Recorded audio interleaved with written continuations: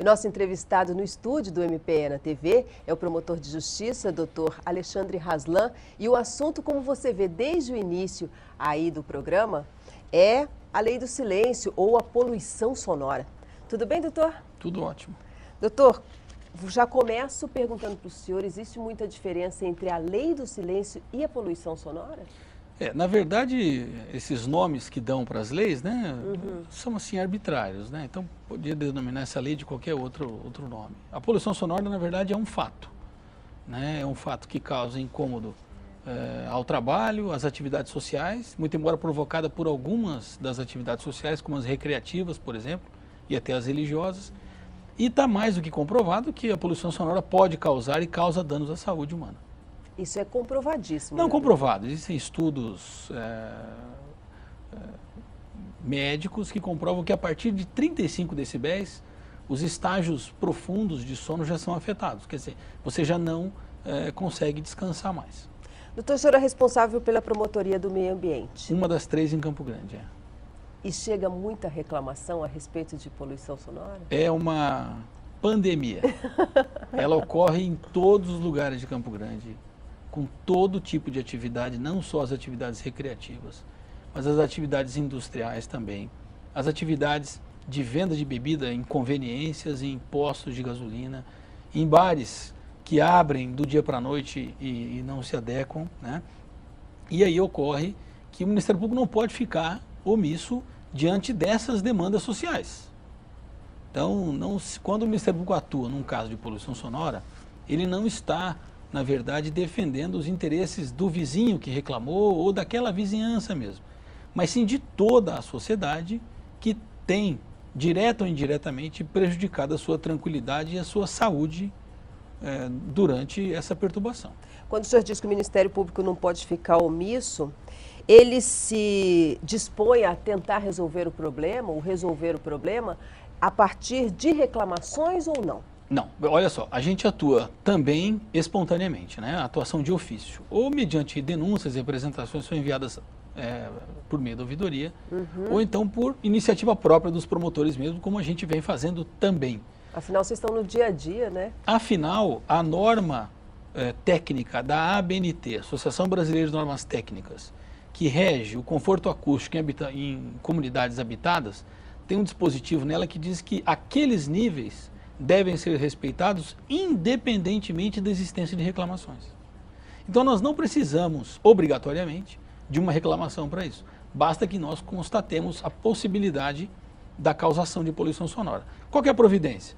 Identifica-se o local, identifica-se o possível autor, identifica-se ali como é que aquilo funciona, a pessoa é chamada à promotoria, existe uma tratativa consensual de busca de uma solução, um horário, às vezes é uma conveniência, às vezes é um posto de combustível, um horário para funcionar, uma maneira de operar uma máquina, a pessoa se conscientiza disso, estabelece um ajustamento de conduta com o Ministério Público e a vida segue bem para todos nós. Para aqueles que se recusam a negociar ou que simplesmente não cumprem os acordos, o Ministério Público tem que tomar providências judiciais para isso. Doutor, você fala de horário. Existe um horário limite? Até aqui pode, até aqui não pode? O quanto pode e não pode? A lei municipal em Campo Grande diz que de segunda a quinta-feira, os bares e similares, por exemplo, né, podem funcionar das 6 da manhã às 23 horas e vender bebidas, etc. Sexta, sábados e domingos, das 6 da manhã à meia-noite. Esse é o horário ordinário. O horário extraordinário, aquele horário que foi criado para que os empreendimentos funcionassem 24 horas, inclusive vendendo bebida alcoólica, a lei seca, que era para ser uma exceção, se tornou uma regra. Agora quase todos têm essa licença. E mesmo aqueles que não têm acabam funcionando, né? E isso acontece por conta de uma fiscalização que ainda é deficiente para a evolução que Campo Grande alçou nos últimos anos, né, economicamente. A cidade cresceu muito e o poder público talvez não tenha conseguido dar conta dessa fiscalização toda. Agora, independentemente disso tudo, nós não podemos deixar de atuar por conta dessas mazelas. Nós precisamos dar conta de resolver esses problemas ou de forma consensual ou de forma litigiosa. O senhor é campograndense? Nascido e criado aqui. Então, o senhor falou sobre o crescimento da cidade. Sim. Campo Grande deu um boom de crescimento muito rápido, né? Nós que somos campograndenses vemos isso no dia a dia mesmo. Sim. E a gente vê a quantidade de conveniências e bares que surgiram do nada, né? Você olha de lado, já aparece uma conveniência diferente. E extremamente barulhentas, nós sabemos disso. Como é que fica essa situação dessas conveniências, doutor? Que geralmente são impostos de gasolina, né? Ou não. São conveniências, onde elas estão, pouco vai importar. Importa que elas precisam desse alvará municipal para funcionar ordinariamente das 6 da manhã às 23 ou das 6 da manhã até a meia-noite. Se elas quiserem funcionar 24 horas, elas precisam conseguir um alvará do DEOPS e a licença especial do município.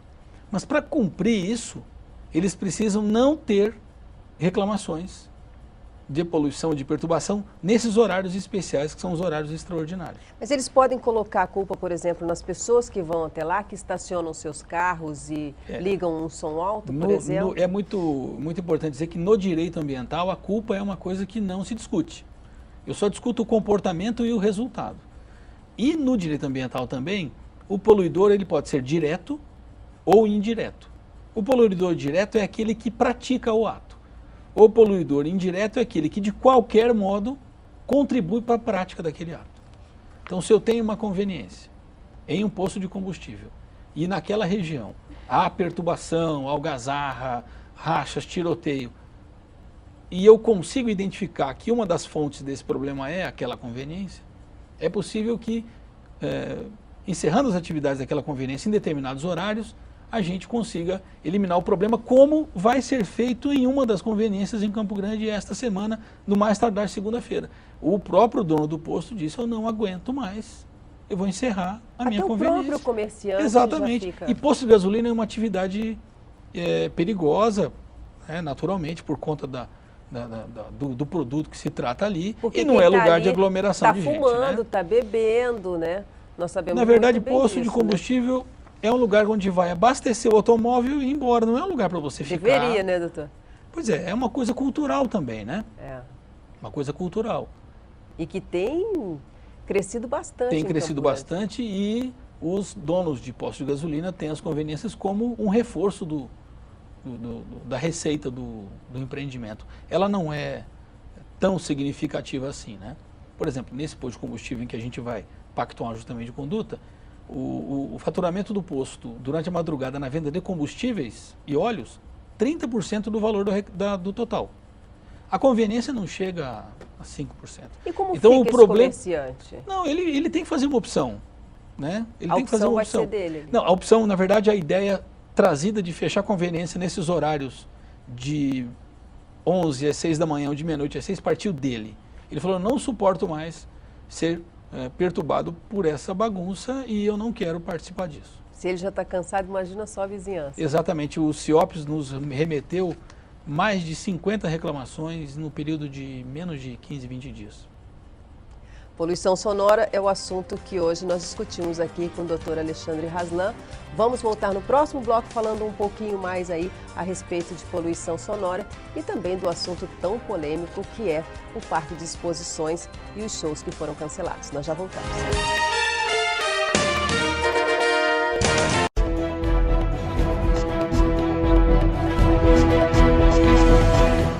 Poluição sonora é o tema de hoje do MP na TV com o Dr. Alexandre Raslan, que é o nosso convidado para falar um pouquinho a respeito desse assunto tão polêmico, né, doutor? Barulho é uma coisa que incomoda, é difícil para as pessoas entenderem isso, né? Sim.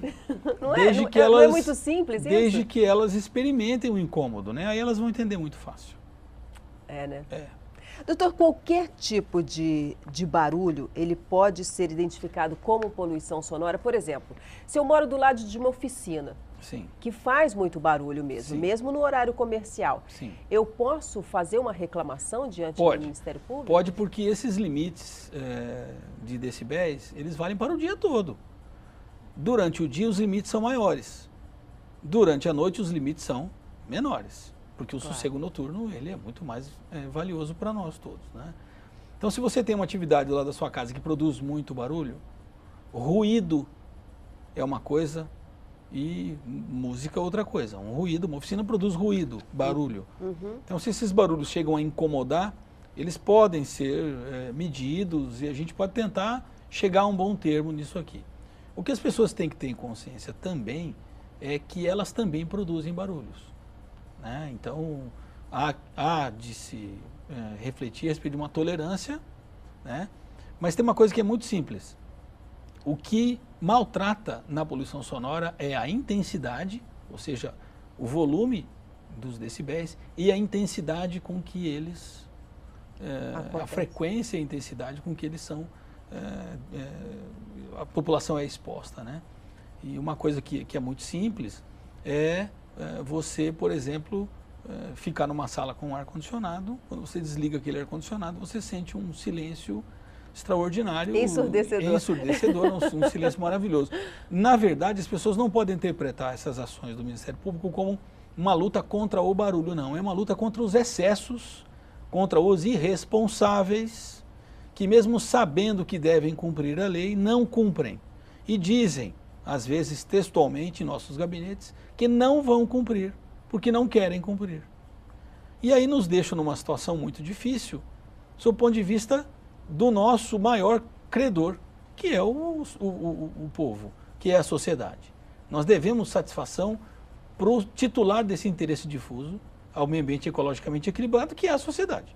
Então, quando a gente fala de barulho, de lei de silêncio, poluição sonora, às vezes a gente convive com esse barulho sem se dar conta, como o senhor falou mesmo do ar-condicionado, né? O centro da cidade, o centro de Campo Grande, é muito barulhento, né? Eu acho que não há cidade que não produza barulho.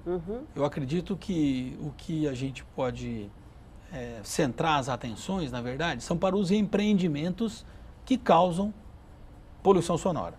Uma coisa tem que ficar clara para todos, é assim, você vai montar uma atividade, você vai construir uma obra, você precisa de pleitear o órgão ambiental, no caso o município, por exemplo, a SEMADUR, uma licença ambiental prévia. Antes de você fincar um prego no local, você precisa de uma licença ambiental. O órgão vai dizer se aquele empreendimento pode funcionar ali, de acordo com o zoneamento urbano, e em que condições ele pode funcionar, em que horários ele deverá funcionar. Então, quando isso não é respeitado, a chance de produção de poluição sonora e de outras poluições são extraordinariamente maiores. Ainda que haja expedição da licença e tudo seja feito como manda o manual de procedimentos, mesmo a licença ambiental não é uma autorização para o empreendedor fazer o que bem entender.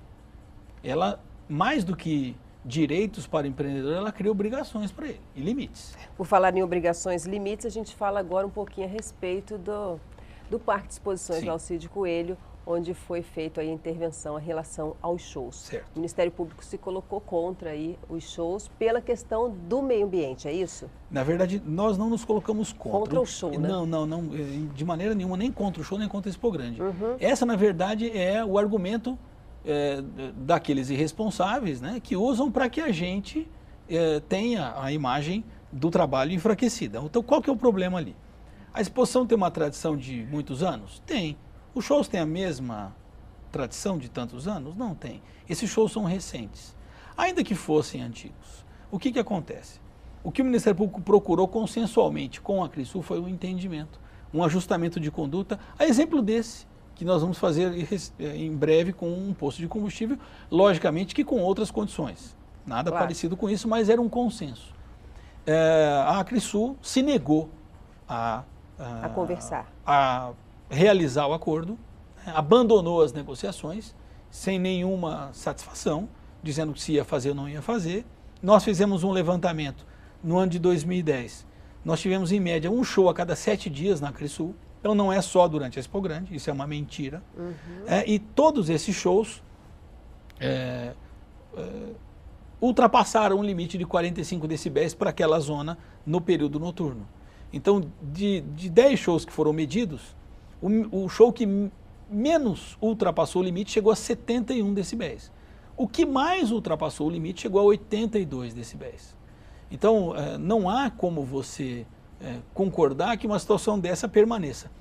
Ainda mais quando o parque de exposições como um todo não tem licenciamento ambiental.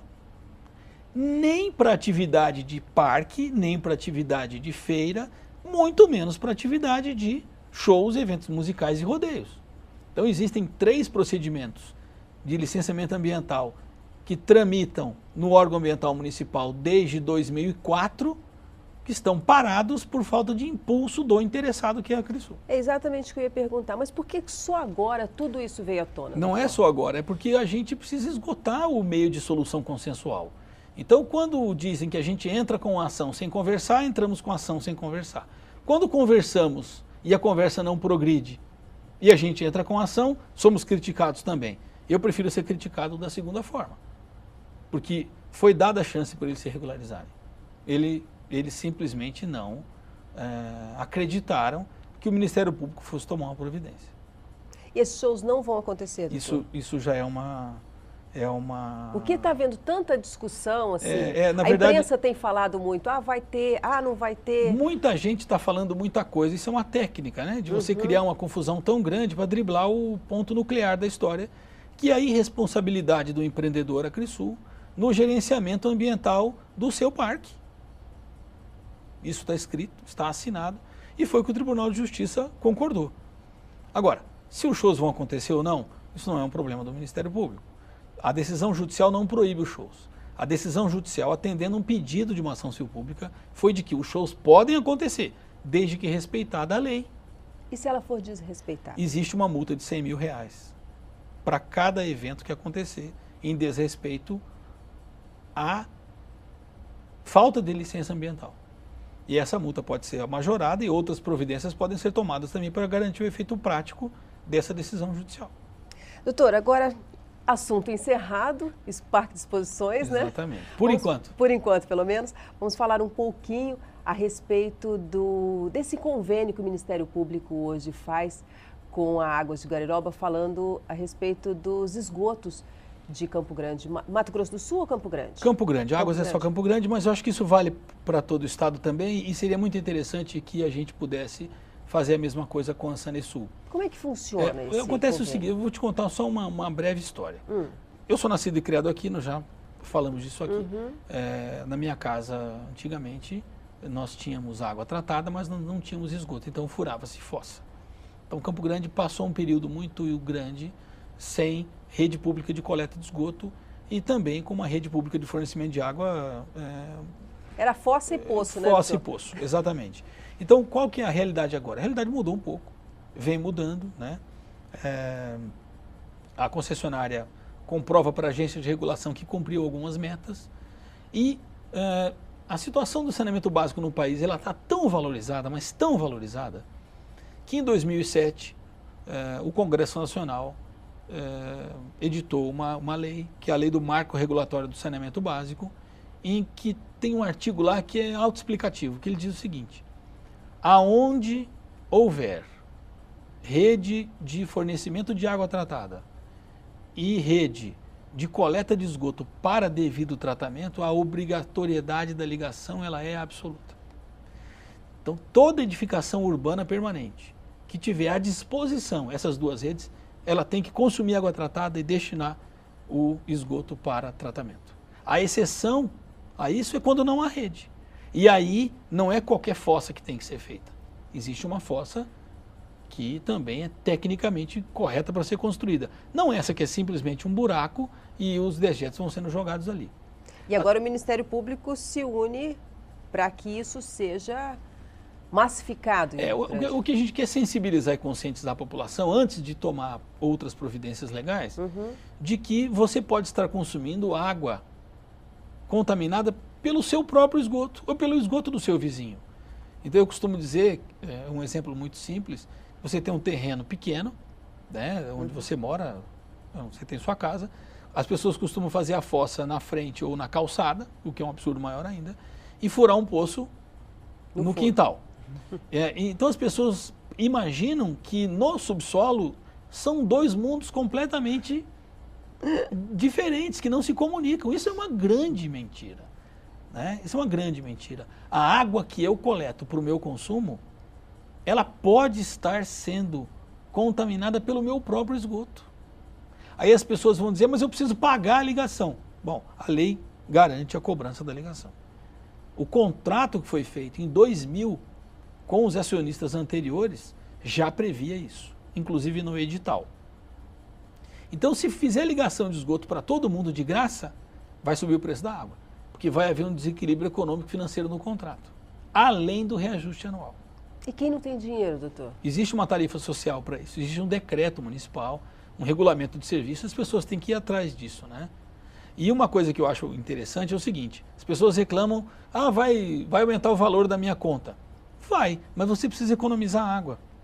Você não deve lavar mais a calçada da sua casa com água.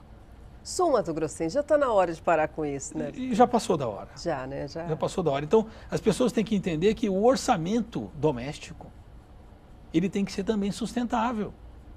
Então, se eu gasto R$100 de água por mês e eu vou aderir à rede de esgoto, ela pode ir para 170. Mas se eu consumir a água de um jeito mais inteligente, ela pode não aumentar tanto. E uma coisa que é interessante é o seguinte, muito se reclama do aspecto individual, mas o saneamento básico é uma forma de prevenção da saúde coletiva.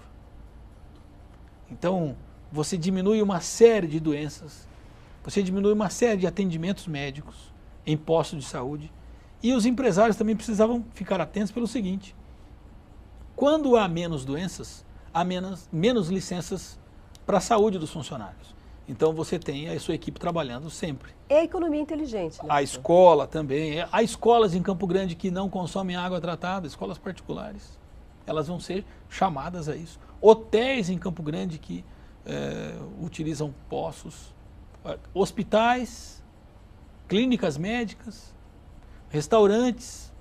Então, será que quando eu entro em um hotel para me hospedar, ou quando eu entro num restaurante, será que a água que está sendo usada ali, ela é tratada? Então eu reclamo de mim, né, que não quero me ligar porque vou ter uma despesa, mas e quando eu vou ao restaurante? E quando eu vou levar o meu filho para a escola dele? A escola tem água tratada? O meu filho está exposto ao que na escola?